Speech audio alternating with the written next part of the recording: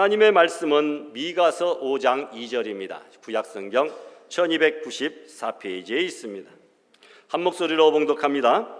베들레헴 에브라다야, 너는 유다 족속 중에 작을지라도 이스라엘을 다스릴 자가 내게서 내게로 나올 것이라. 그의 근본은 상고의 영원에 있느니라. 아멘. 만왕의 왕이요 만주의 주이신 거룩하신 하나님 아버지, 감사합니다. 어둡고 고통스러운 세상 가운데 빛으로 임하신 예수 그리스도의 오심을 경배하며 성탄의 귀한 예배를 드립니다. 오늘 거룩한 성탄주일 저희를 불러 주님의 전에 나오게 하시니 감사와 영광을 올려 드리옵나이다. 하늘 영광을 버리시고 이 땅에 구원자로 오신 예수 그리스도의 탄생을 기뻐하며 말씀 앞에 겸손히 머리 숙여 예배드리오니 우리의 찬양과 기도를 받아 주시옵소서. 하나님 아버지, 지난 한 해를 걸음을 돌아보니 저희의 삶 속에 은혜가 아닌 것이 하나도 없었고 숨쉬는 하루하루가 선물이었으며 견디고 버티게 한 힘 또한 주님께서 주신 것을 고백합니다. 그러나 그 은혜 속에서도 저희가 온전히 사랑하지 못했고 믿음보다 계산이 앞서 흔들렸던 연약함이 있었음을 이 시간 고백하고 회개합니다. 주여, 긍휼을 베푸시고 우리의 모든 허물과 나태함을 깨끗하게 씻어 주시옵소서.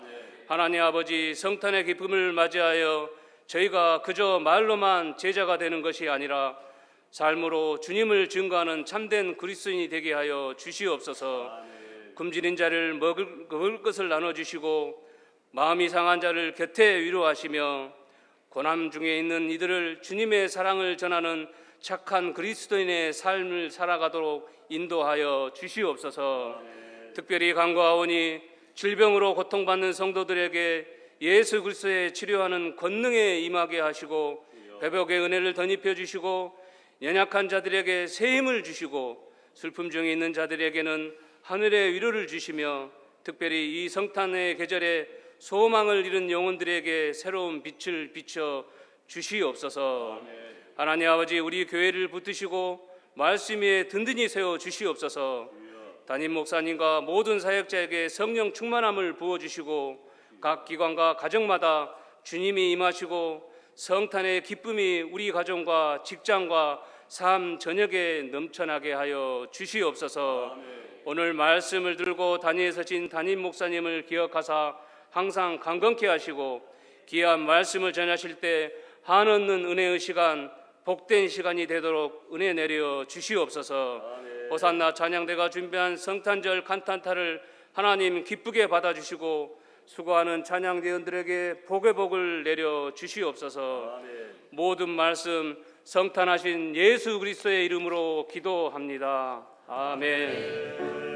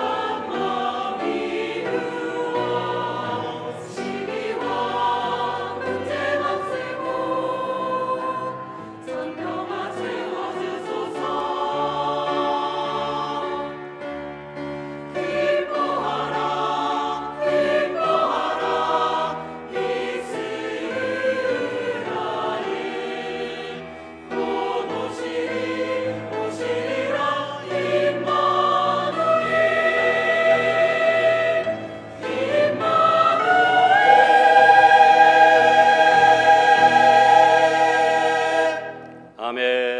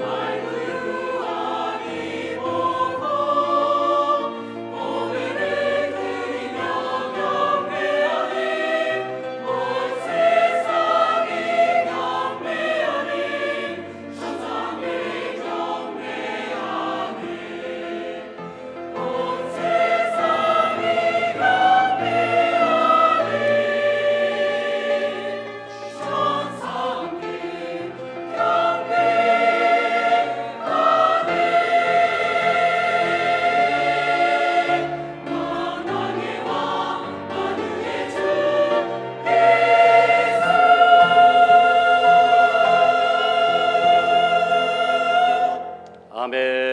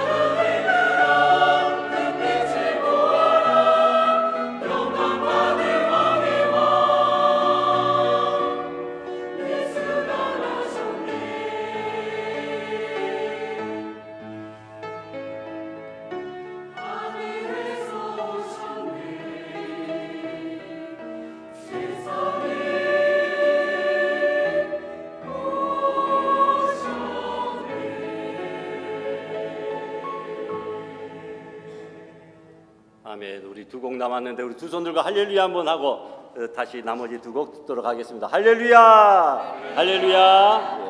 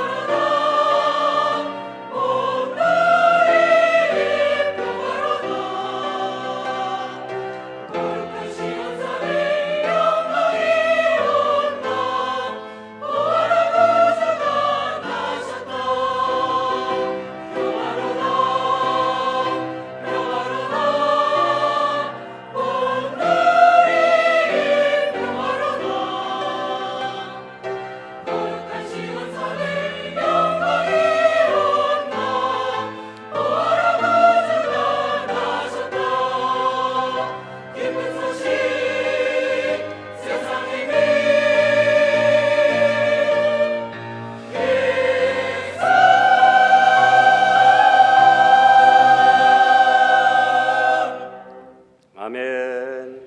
아멘.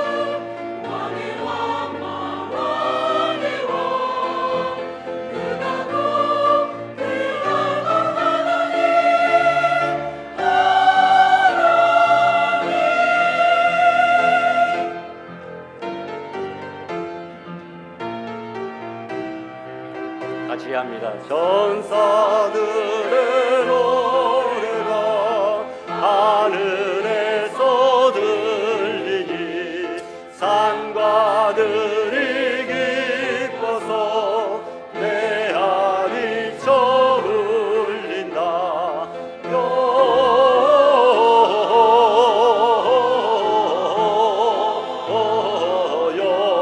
영광을 높이 계신 주께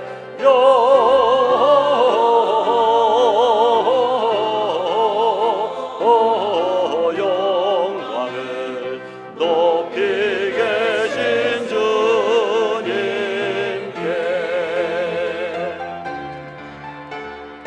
우유 안에 아기께 전사 찬송하였다.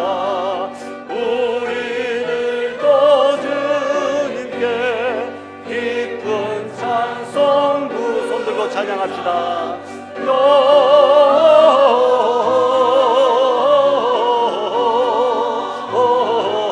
영광을 높이 계신 주께 영광을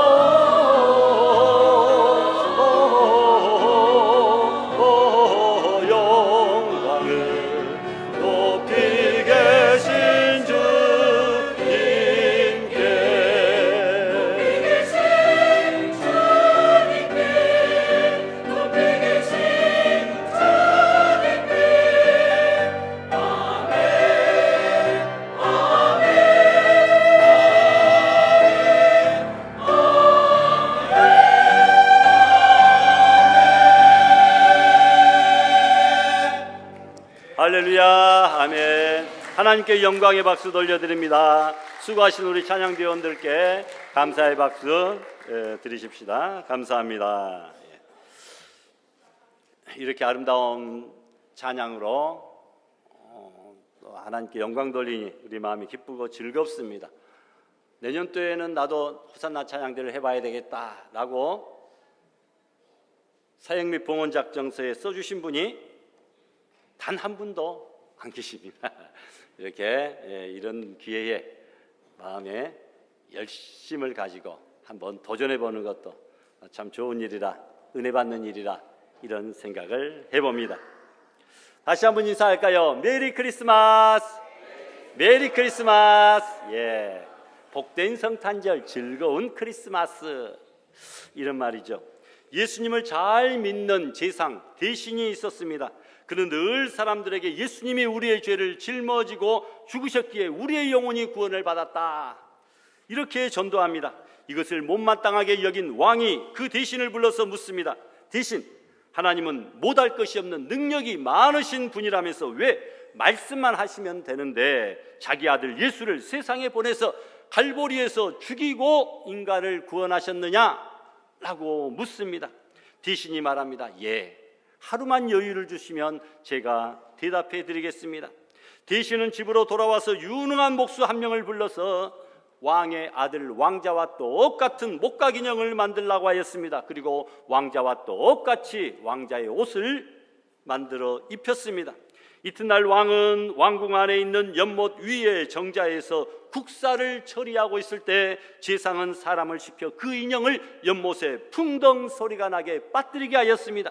물에 빠진 왕자 인형을 본 왕은 생각할 틈도 없이 옷을 벗어 제치지도 못하고 연못으로 풍덩풍덩 뛰어들어갑니다. 대신이 소리 지릅니다. 왕이시여, 왕은 이 나라에서 최고로 능력이 많으신 분인데 왜 저희들에게 명령만 하시면 되지 왕으로서 채신머리 없게 직접 물에까지 뛰어들어가십니까? 왕이 물속에서 허우적거리며 대답합니다. 안 된다. 이는 내 사랑하는 아들이다. 남에게 맡길 수가 없어. 믿을 수가 없어서 내가 직접 가서 건져야 돼. 구원해야 돼.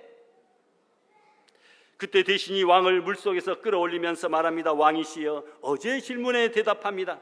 하나님은 우리를 그렇게 아들같이 사랑하는, 왕자같이 사랑하셨습니다. 그래서 직접 하나님의 아들 예수님을 이 땅에 보내신 것입니다. 여러분, 성탄절은 바로 하나님이 우리를 구원하시려고 그의 외아들 예수 그리스도를 이 땅에 직접 보내신 날인 줄 믿습니다. 어느 왕이 나라를 여기저기 돌아다니다가 시골에서 아주 예쁜 처녀를 보았습니다. 왕은 그 처녀를 아내로 맞이하고 싶어서 신하에게 말합니다. 그 처녀를 데려오라, 내가 결혼하고 싶다. 신하가 한마디로 거절합니다. 폐하, 안 됩니다. 왕족은 천민과 결혼할 수가 없습니다. 그래? 그러면 내가 시골로 내려가서 그곳에서 결혼하고 싶다. 신하가 말합니다. 폐하, 그것도 안 됩니다. 왕의 신분으로 시골에 내려가서 살면 안 되는 것입니다. 왕도 안 되는 것이 있나 봐요. 여러분, 왕은 너무도 그 여자가 그리웠습니다. 그래서 결단을 내립니다. 자신이 왕이기를 포기하였습니다. 그리고 천민이 되어 시골로 내려가서 그 처녀를 사랑하며 그곳에서 살았다고 하는 이야기입니다. 신학자 키에르 케고르가 하나님의 사랑을 전하려고 쓴 왕과 시골 처녀의 사랑이라, 이 글에서 나온 이야기입니다. 이것이 무슨 이야기겠습니까? 바로 예수님의 이야기입니다. 예수님이 신부된 우리들을 너무너무 사랑하셔서 하늘 보좌를 버리시고 이 땅에 사람의 모습으로 내려오셨다라는 것이죠.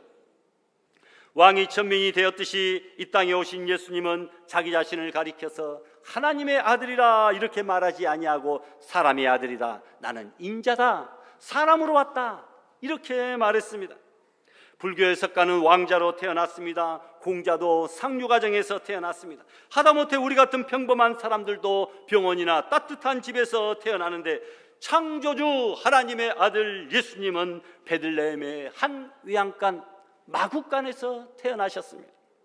어느 목사님이 성탄절 아침에 거지로 변장하고 성도들의 집을 일일이 방문하여 문을 녹화하였습니다. 그런데 거지로 분장한 목사님을 단 한 집도, 단 한 가정도 문을 열고 반겨주고 대접하는 분들이 없었다고 합니다.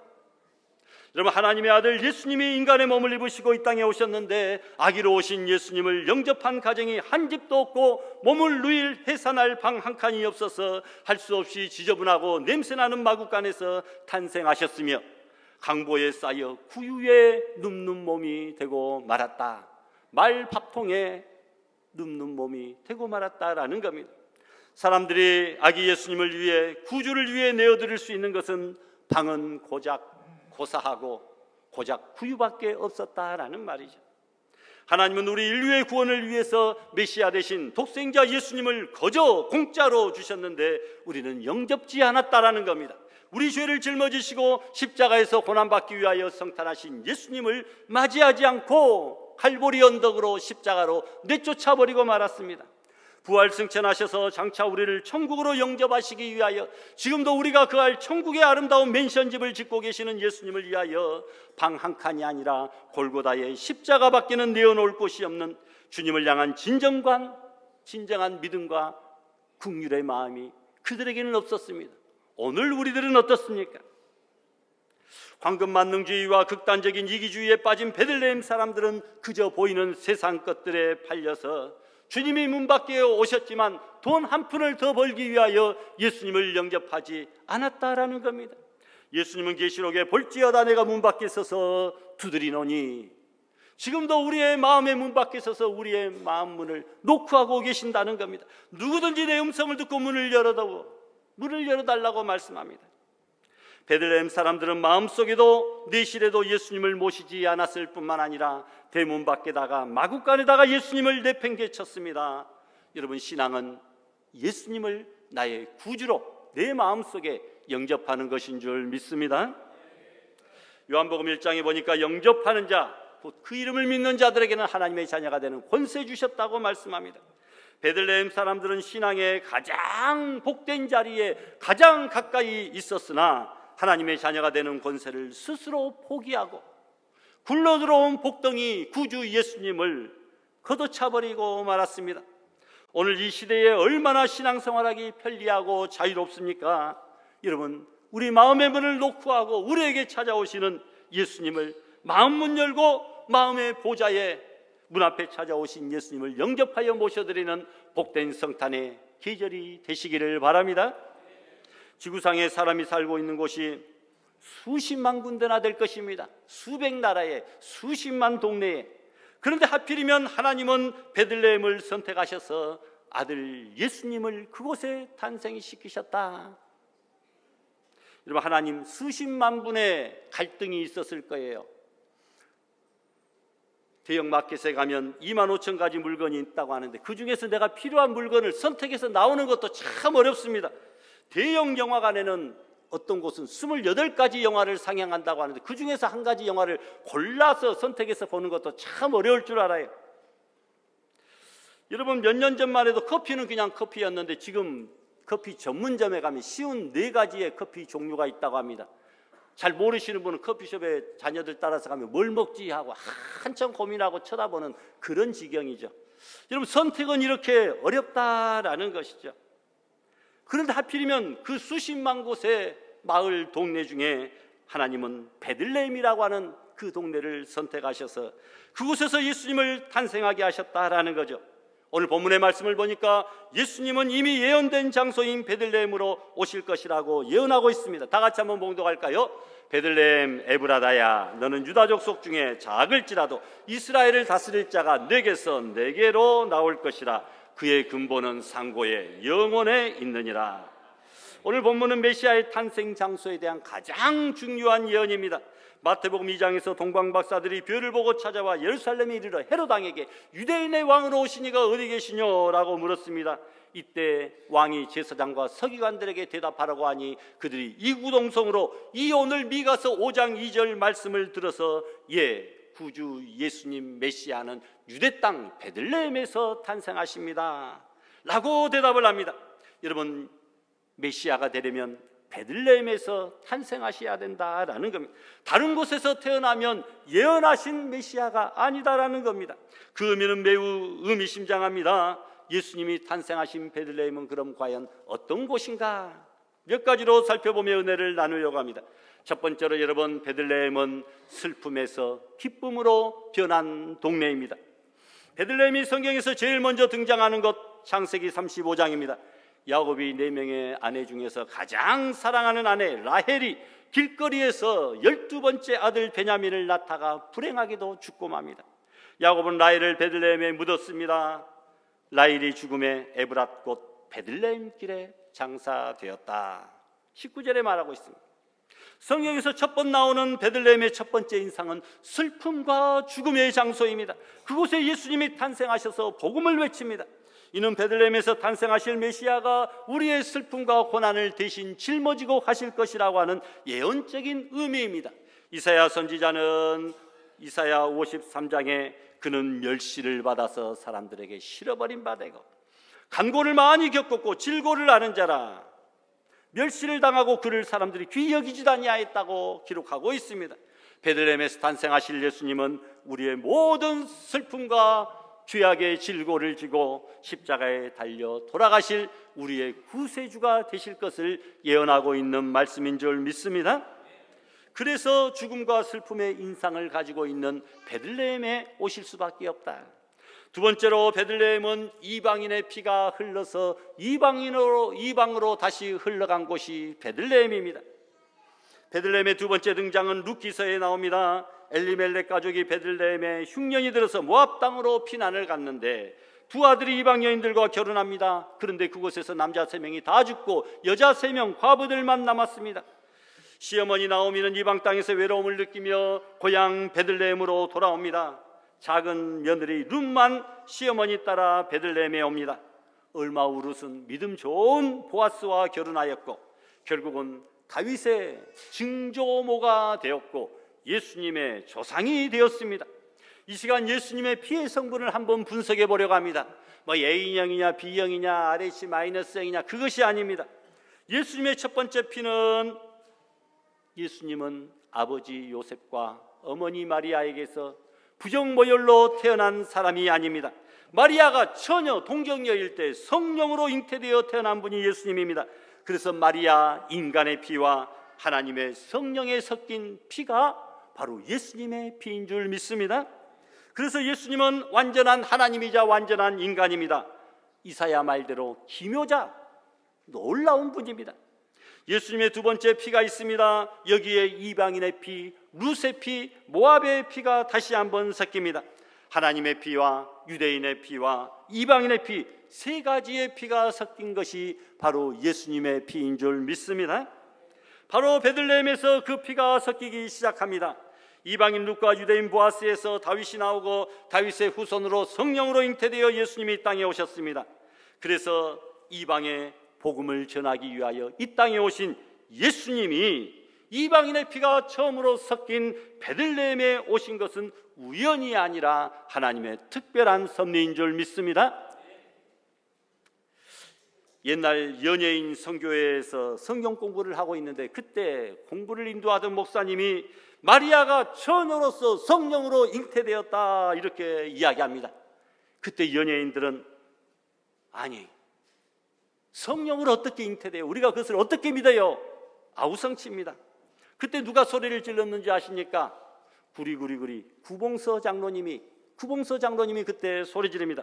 아니, 지 남편이 가만히 있는데 왜 니들이 난리여? 이렇게 대답을 했다고 합니다. 요셉이 자기가 한 일이 없으니 자기도 가만히 있고 성령으로 잉태되었다는 것을 믿고 있는데 왜 다른 사람들이 난리냐고 여러분 그러는 거예요. 요셉이 믿었으면 되는 것 아닙니까? 예수가 하나님의 아들이라고 천사가 말해도 아닌데요, 내가 마리아하고 손잡고 잤는데요, 같이 동침했는데요, 이렇게 말하면 다 끝난 것 아닙니까? 그런데 요셉이 가만히 있었어요. 믿었다는 겁니다. 그 사실을 인정했다는 거예요. 요셉이 가만히 있는데 왜 시들이 난리여? 라고 구봉서 장로님이 대답했다고 하는 멋진 이야기입니다. 세 번째로 여러분, 예수님은 다윗의 후손으로 오셨기에 베들레헴에서 태어나야만 됐습니다. 베들레헴은 다윗의 고향입니다. 그래서 다윗은 베들레헴에서 태어났습니다. 예수님은 다윗의 위에 앉아 이스라엘을 다스릴 것이라고 예레미야에 예언되어 있습니다. 계시록은 예수님이 다윗의 열쇠를 가진 분이라고 말해주고 있습니다. 거짓 소경 바디메오는 예수님을 부를 때에 다윗의 자손 예수여 라고 마가복음에 기록되어져 있습니다. 다윗의 자손으로 온 세계를 다스리게 되기에 다윗이 태어난 베들레헴에서 태어나야만 했습니다. 수많은 장소 중에 하필이면 다윗의 고향 베들레헴에서 태어난 것은 예수님은 다윗의 자손이라는 것을 명백하게 하려는 하나님의 의도가 들어있는 줄 믿습니다. 네 번째로는 여러분, 작은 것을 크게 들어 쓰시기 위하여 베들레헴에서 태어나셨습니다. 베들레헴은 우리가 아는 대로 아주 작은 마을입니다. 우리 서구보다도 못하고 내방동보다도 못한 그런 작은 마을입니다. 오늘 보면은 그래서 이렇게 말하고 있습니다. 유대 땅 베들레헴아, 저는 유대 고을 중에 실은 작지만 가장 작지 아니하다. 왜냐하면 메시아가 태어났기 때문이다. 원래는 가장 작은 마을이지만 그러나 작지 않다라는 거죠. 이스라엘은 작은 나라입니다. 우리나라 경상남북도 합한 것밖에 안 됩니다. 숫자도 그 정도입니다. 하루면 차로 다 돌 수 있는 나라입니다. 그렇게 작은 나라에서 100대 마을 안에도 들어가지 않는 마을이 베들레헴입니다. 당시 인구가 1000명도 안 되었기 때문입니다. 하나님은 작은 것을 들어 크게 사용하시겠다고 하는 하나님의 의도가 그 베들레헴 탄생에 들어있다라는 겁니다. 이름도 없고 예루살렘도 아니고 수도도 아니고, 그런데 가장 작은 마을, 이름도 없는 그 마을에서 온 우주 만물을 창조하신 하나님이신 예수님이 태어나셨다라고 하는 것은 작은 것을 들어 크게 사용하시겠다라고 하는 의도입니다. 그러나 하나님께서 세상에 미련한 것들을 택하사 지혜 있는 자들을 부끄럽게 하시려고, 세상에 약한 것들을 택하사 강한 것들을 부끄럽게 하시려고 그 베들레헴에서 탄생케 하셨다라는 거예요. 하나님은 지푸라기 같은 인생도 사용하시는 분이십니다. 지푸라기 같은 인생, 아무 힘도 보잘것도 능력도 없는 지푸라기 같은. 여러분, 예수님은 작은 마을 베들레헴에서 태어나셨습니다. 하나님은 작은 우리, 보잘것없는 나, 필요 없는 당신도 여러분, 하나님께서 지푸라기 같은 존재지만 선택하여 주신 줄 믿습니다. 다섯 번째로, 예수님은 유다 지파의 땅인 베들레헴에서 태어나셨습니다. 베들레헴은 유다 땅입니다. 그래서 유대 땅 베들레헴아 이렇게 부릅니다. 여호수아가 야곱의 12아들들에게 제비 뽑아 그 가나안 땅을 나누어 줄 때에 베들레헴은 그 하고 많은 12명의 아들들 중에 유다, 네 번째 아들 유다 지파의 땅으로 제비 뽑혔다라는 겁니다. 다른 지파에게 베들레헴이 뽑혔으면 유다의 후손으로, 다윗의 후손으로 예수님이 오신다고 하는 구약의 예언은 전부 다 깡그리 거짓말이 되고 말 것인데, 하나님의 놀라운 섭리로, 계획대로, 뜻대로 제비를 뽑았는데 유다 지파에게 베들레헴 땅이 속하게 되었다라는 것이죠. 야곱이 죽을 때 유다를 향하여 예언합니다. 유다야, 형제의 찬송이 될지라. 왜냐하면 유다 지파 우선에서 메시아가 태어나니까 형제의 찬송이 된다는 겁니다. 내 손이 원수의 목을 잡을 것이요. 여러분, 유다 지파의 후손에서 메시아가 나와서 마귀의 모든 권세를 빼앗아 버릴 것이다 라는 것이죠. 그대로 이루어져서 유다 지파의 후손에서 예수님이 오셔서 마귀의 사망 권세, 흑암 권세, 공중 권세를 빼앗아 버리고 맙니다. 또 그 다음에는 홀이 유다를 떠나지 아니하며 치리자의 지팡이가, 이렇게 말합니다. 여러분, 홀은 왕이 가지는 지휘봉입니다. 유다 지파 다윗의 후손에서 남유다의 모든 22명의 왕들이 나왔습니다. 여러분, 그래서 홀이 유다를 떠나지 아니하고 계속 그들이 왕의 지위를 유지하게 되었다라는. 그런데 여러분, 만왕의 왕 만주의 주는 누구십니까? 우리 오늘 주강인 집사님 기도하신 대로 바로 메시아 예수님 아니십니까? 왕이신 예수님은 유다 지파의 땅 베들레헴에서 태어나야만 되는 줄 믿습니다. 여섯 번째로, 사역의 상징인 생명의 떡으로 오시는 분은 베들레헴에서 탄생해야 됩니다. 베들레헴의 이름의 뜻이 떡집이라는 의미를 가지고 있습니다. 그래서 예수님이 내가 곧 생명의 떡이라, 내가 주는 떡 먹는 자는 결코 줄이지 아니한다라고 말씀합니다.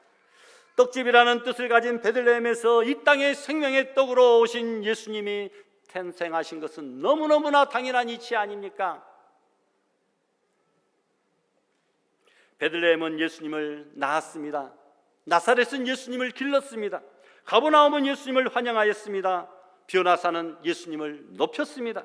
예루살렘은 예수님을 배반했습니다. 갈보리는 예수님을 죽였습니다. 그리고 무덤은 예수님을 부활시켰습니다. 따라서 여러분, 예수님은 우리의 생명의 떡이 되신 줄 믿습니다. 마지막으로 여러분, 예수님은 영생하도록 솟아나는 샘물 생수가 되시는 분이기 때문에 베들레헴에서 탄생하셔야만 합니다. 베들레헴은 생수의 마을입니다. 사무엘하 23장에 보니까 다윗은 블레셋과 싸우는 치열한 전쟁터에서 목이 말라 기진맥진해 있을 때 갑자기 고향에 베들레헴 우물의 생수가 먹고 싶구나, 혼잣말로 지나가는 말로 너무나 목마르니까 했더니 그때 그의 충복 새 용사가 목숨을 걸고 적진을 부딪히고 충돌하여 들어가서 그 베들레헴 우물물을 떠왔습니다. 그런데 다윗은 부하들이 생명을 걸고 떠온 그 목숨의 핏값인 이 물을 혼자 마실 수가 없어서 여호와께 부어드렸다라고 기록되어졌고, 이 일로 인하여 전쟁에서 승리하게 됩니다. 이처럼 베들레헴은 생수가 있는 동네입니다. 요한복음 4장에 보니까 내가 주는 물을 먹는 자는 영원히 목마르지 아니하리니 내가 주는 물은 그 속에서 영생하도록 솟아나는 샘물 되리라. 여러분, 생수의 근원 되신 예수님께서 생수의 마을이신 베들레헴에서 탄생하시는 것은 너무너무나 당연한 이치인 줄 믿습니다. 말씀을 맺습니다. 요셉은 나사렛에서 살고 있었지만 성경의 베들레헴 메시아 탄생의 그 예언을 이루기 위하여 하나님은 로마 황제 아구스도로 하여금 천하로 다 호적하라고 명령하여서 요셉도 호적을 하러 자신의 본적 고향인 베들레헴으로 가게 되었는데 잠잘 곳이 없어서 마구간에 있다가 그 아내 마리아가 해산하게 되었다라는 겁니다.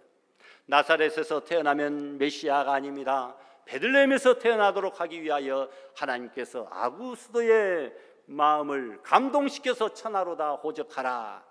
그래서 산딸이 다 된 마리아가 그 베들레헴으로 왔다가 해산을 하게 되었다고 하는 이야기입니다. 그때 베들레헴 근처에 있던 목자들에게 천사가 나타나 오늘날 다윗의 동네에 너희를 위하여 구주가 나셨으니 곧 그리스도 주시라.